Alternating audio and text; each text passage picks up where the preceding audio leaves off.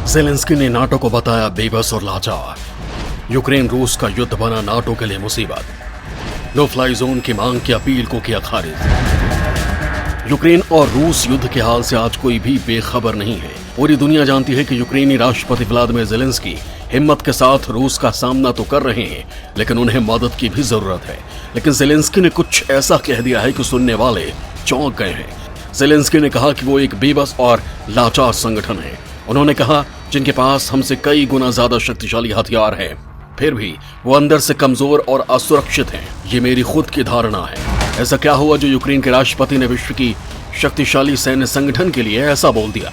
आज जो हालात हैं उसे देखा जाए तो यूक्रेन को इस वक्त सबसे ज्यादा नाटो की ताकत की जरूरत है, लेकिन ज़ेलेंस्की ने ही उसे बेबस और लाचार बता दिया। दोस्तों, ये पूरा मामला नो फ्लाई जोन को लेकर है, जहां यूक्रेन के राष्ट्रपति चाहते हैं कि यूक्रेन में इसे लागू किया जाए, लेकिन नाटो इसे लागू करने से डर रहा है। वो सीधे तौर पर रूस से भिड़ने की हिम्मत नहीं कर पा रहा है। फिर ज़ेलेंस्की नो फ्लाई जोन की बात कर रहे हैं, जो शायद तीसरा विश्व युद्ध ही करा दे। आखिर क्या है ये नो फ्लाई जोन, और इसे लागू करने से क्या होगा जिससे नाटो इतना डर रहा है? हम बताते हैं इस वीडियो में क्यों नाटो इसे लागू करना नहीं चाहता। नो फ्लाई जोन वो विशेष क्षेत्र होता है जहां कुछ प्रकार की उड़ानें प्रतिबंधित होती हैं। यूक्रेन में मुख्य रूप से रूसी सैन्य विमानों के उपयोग पर प्रतिबंध लगाने की बात की जा रही है। विशेषज्ञों का मानना है कि नो फ्लाई जोन एक निर्देशित किया हुआ भौगोलिक स्थान होता है जहां कुछ उड़ानें प्रतिबंधित की जाती हैं। सैन्य संघर्षों में नो फ्लाई जोन घोषित करना बहुत संवेदनशील मुद्दा बन जाता है। किसी इलाके को नो फ्लाई जोन घोषित करने वाले देश या संगठन को वहां लड़ाकू विमान भी भेजने पड़ते हैं, और अगर किसी दूसरे देश का विमान वहां उड़ान भरता दिखता है तो उसे जबरदस्ती या तो उतार दिया जाता है या मार दिया जाता है। ज़ेलेंस्की चाहते हैं कि अमेरिका, ब्रिटेन और नाटो देश यूक्रेन को नो फ्लाई जोन घोषित कर दें। ऐसा हुआ तो यूक्रेन के ऊपर से रूस के लड़ाकू विमान भी नहीं उड़ सकते, और अगर उड़ेंगे तो उन्हें मार दिया जाएगा। ज़ेलेंस्की का यह भी कहना था कि आसमान से रूस की सेना बम बरसा रही है, जिसमें आम लोग मारे जा रहे हैं। इसे रोकने के लिए नो फ्लाई जोन घोषित करना जरूरी है। यहां आपको बता दें कि पहले भी युद्ध के दौरान नो फ्लाई जोन की घोषणा की गई थी। नो फ्लाई जोन की शुरुआत को खाली युद्ध से जोड़कर देखा जाता है। तब अमेरिका और सहयोगी देशों ने 1991 में कुवैत पर इराक के हमले का जवाब नो फ्लाई जोन से दिया था। इराक के शासक सद्दाम हुसैन ने हेलीकॉप्टर गन का प्रयोग कर हजारों लोगों की जान विद्रोह को चलने के लिए ले ली थी। अमेरिका और सहयोगी देश इराक से सीधा युद्ध नहीं चाहते थे, इसलिए दक्षिणी व उत्तरी इराक में नो फ्लाई जोन घोषित कर दिया गया था। इराक के हवाई हमले रोकने के लिए इस फैसले में अमेरिका के साथ ब्रिटेन और फ्रांस भी शामिल थे। तब से 2003 तक इराक के आसमान में ये नो फ्लाई जोन जारी रहा। नो फ्लाई जोन लगाने से युद्ध या विवाद में फंसे देशों को अधिक सैन्य कर्मियों और साजो सामान की जरूरत नहीं पड़ती है। दुश्मन के विमानों पर रोक के कारण वो कम विमानों और युद्धक सामान से ही काम चला सकते हैं। लेकिन नो फ्लाई जोन के साथ दिक्कत यह है कि वो सैन्य आदेश से लगाया जाता है। अगर नाटो यूक्रेन में नो फ्लाई जोन लगाता है और कोई रूसी विमान उड़ान भरता है तो नाटो सेना उस पर कार्रवाई कर सकती है। लेकिन नाटो ने ज़ेलेंस्की की मांग को मानने से मना कर दिया है। नाटो का कहना है कि यूक्रेन को नो फ्लाई जोन घोषित करना आसान नहीं है।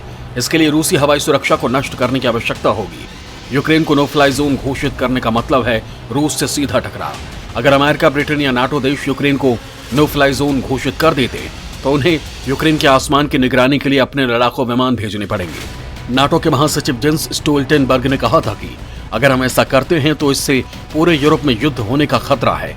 उन्होंने कहा कि अगर नो फ्लाई जोन घोषित किया जाता है तो हमें वहां रूसी विमानों को मार गिराने के लिए अपने विमान भेजने पड़ेंगे, जिससे पूरे यूरोप पर युद्ध का खतरा बढ़ जाएगा।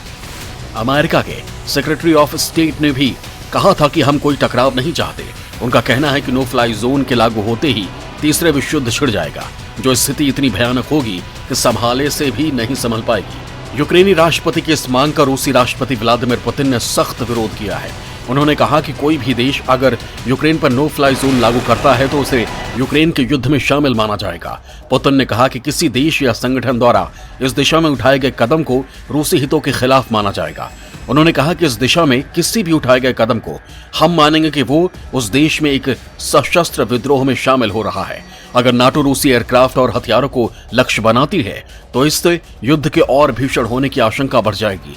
इससे संघर्ष के और व्यापक होने का खतरा है।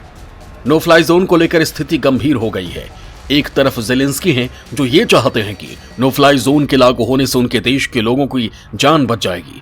वहीं नाटो का कहना है कि इसके लागू होने से पूरे विश्व में युद्ध फैल जाएगा, जो काफी गंभीर स्थिति होगी।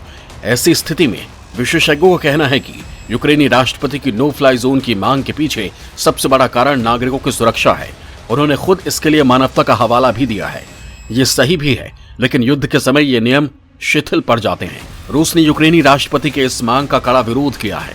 इसके पीछे ये कारण है कि अगर युद्धग्रस्त इलाके को नो फ्लाई जोन घोषित किया जाता है तो वो अंतर्राष्ट्रीय कानून के दायरे में आ जाएगा। इससे रूसी सेना यूक्रेन के कई इलाकों में प्रवेश नहीं कर सकती। अगर किसी युद्धग्रस्त क्षेत्र को नो फ्लाई जोन घोषित कर दिया जाता है तो फिर रूस के विमान उस इलाके में प्रवेश नहीं कर सकते। नाटो अगर यूक्रेनी राष्ट्रपति के इस मांग को मान लेता तो उस इलाके में रूसी विमानों के प्रवेश पर नजर रखना उसका दायित्व होता। अगर ऐसा होता तो प्रत्यक्ष या अप्रत्यक्ष वो रूस के खिलाफ होता, जो रूस बिल्कुल भी नहीं चाहेगा, जिसका नतीजा होगा तीसरा विश्व युद्ध। और ऐसा हुआ तो हम जानते हैं कि उसकी तस्वीर कितनी भयंकर होगी।